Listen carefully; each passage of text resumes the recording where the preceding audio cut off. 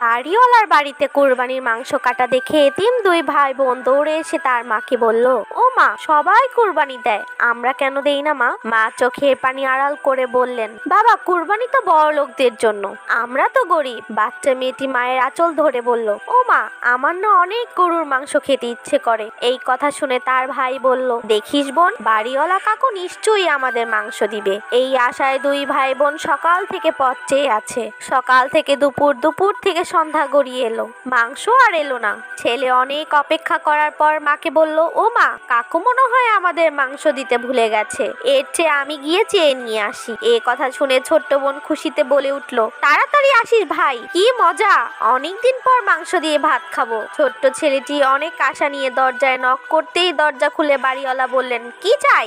ছেলেটি বলল, চাচা, একটু মাংস। বাড়িওয়ালা বলল, আরে, মাংস তো অনেক আগেই দেওয়া শেষ হয়ে গেছে। এই কথা বলে দরজা বন্ধ করে দিলেন। ছেলেটি অসহায়ের মতো বাহিরে দাঁড়িয়ে ভাবছে বাড়িতে যেয়ে ছোট্ট বোনকে কিভাবে সান্ত্বনা দিবে।